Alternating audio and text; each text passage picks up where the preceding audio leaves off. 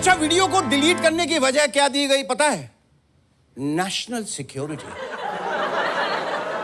जरा सोचिए, 56 इंच की छाती के सामने 52 सेकंड का कार्टून भारी पड़ गया। ऐसा ही हाल रहा तो आने वाले दिनों में कहीं टॉम एंड जेरी और डोरेमोन भी हमारे देश के लिए खतरा न बन जाए। Ladies and gentlemen, tonight we have a man in the studios who lets roads do the talking. From expressways to green highways, he turned blueprints into Bharat Jodo. And when he talks, industries listen and mountains make way. The man who built India's speed. Tonight, I am joined by a leader known less for politics and more for humane projects and social reforms. A visionary who measures progress in kilometers, not just speeches. Ladies and gentlemen, please put your hands together for Nitin Gadkari sir.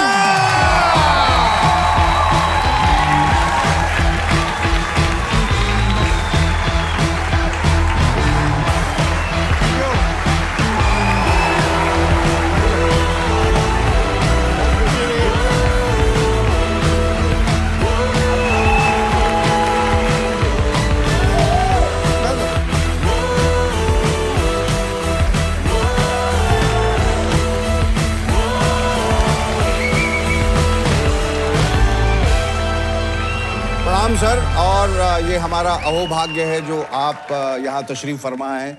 ये हमारा सौभाग्य है कि आपने हामी भरी यहाँ आने के लिए।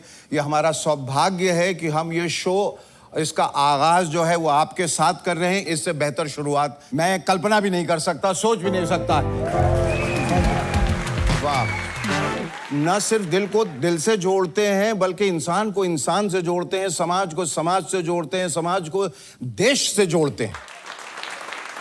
कि न समझो कि कुछ भी गजब कर रहे हैं, न समझो कि ये सब अब कर रहे हैं। एक आदत पुरानी सी चली आ रही है, गजब किया है और गजब ही कर रहे हैं। तालियां।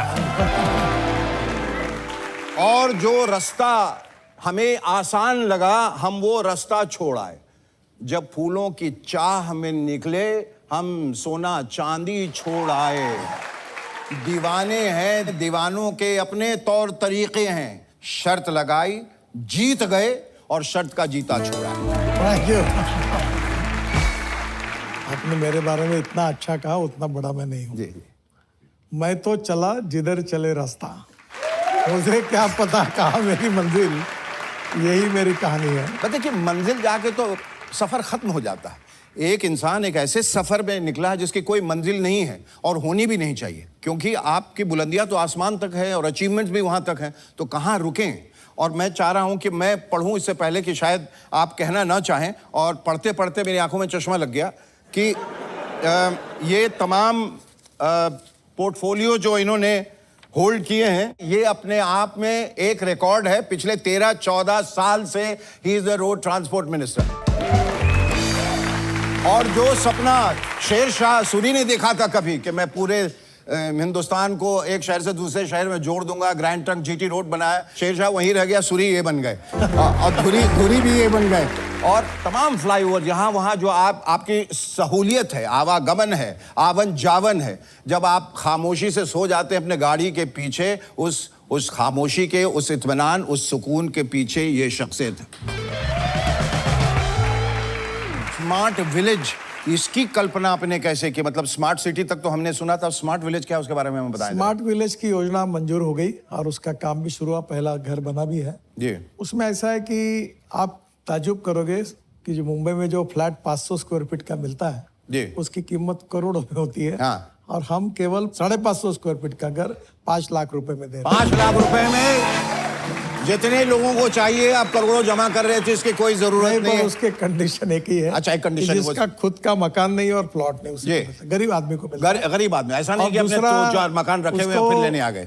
जिंदगी भर फ्री ऑफ चार्ज बिजली मिलेगी और पानी मिलेगा। वाह वाह वाह। मैं विदर्भ से हूँ जो महाराष्ट्र में जी। 10 डिस्ट्रिक्ट भी है और वहाँ 10,000 से ज्यादा किसानों ने आत्महत्या की। 10,000 से ज्यादा? हाँ। नहीं, वजह?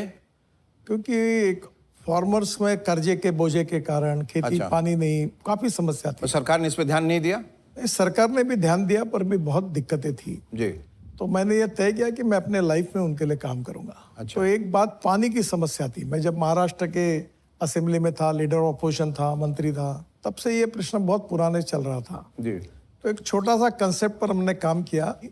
दौड़ने वाले पानी को चलने के लिए लगाओ, चलने वाले पानी को रुकने के लिए लगाओ, और रुके हुए पानी को जमीन को पीने के लिए लगाओ। वाह गांव का वाह, पानी वाह। गांव में, वाह, बहुत खेत का पानी खेत में, और घर का पानी घर में।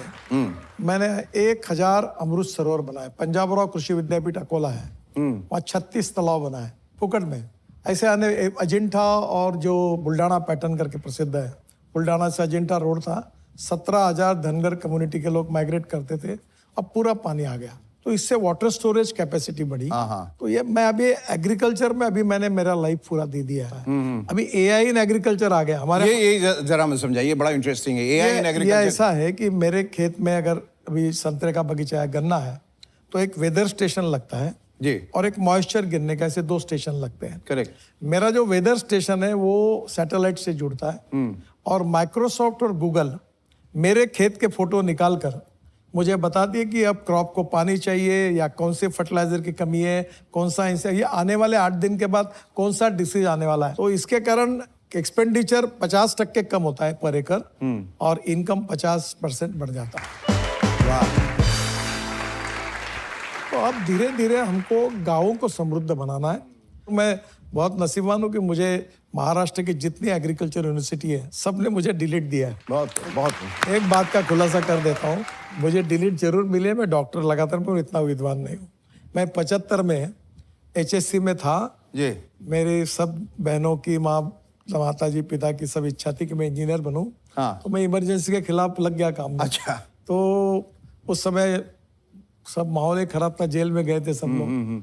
तो मैं भूमिगत तो मेरा नुकसान हुआ, मुझे 52% मार्क मिले अच्छा। मैट्रिक में, और साइंस ग्रुप में 49.26% मिले। तो मैं इंजीनियरिंग के एडमिशन के लिए डिस्क्वालीफाई हुआ। हो गए, बिल्कुल। अब आज वर्ल्ड में 7 वर्ल्ड रिकॉर्ड मेरे नाम पर है।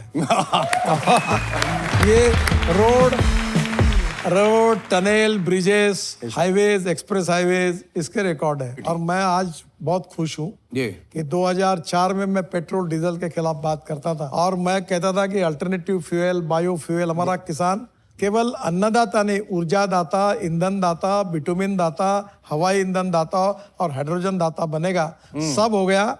और अब मैं जो गाड़ी में घूमता हूँ, तो वो गाड़ी जो है वो 100% जो ब्रोकन राइस, मक्का, शुगर केन जूस, मोलाइसेस से जो इथेनॉल बनता है उससे चलती है। 60% बिजली तैयार करती है। पेट्रोल की तुलना में अगर एवरेज की तुलना की जाए तो पेट्रोल का भाव 25 रुपए लीटर होता है।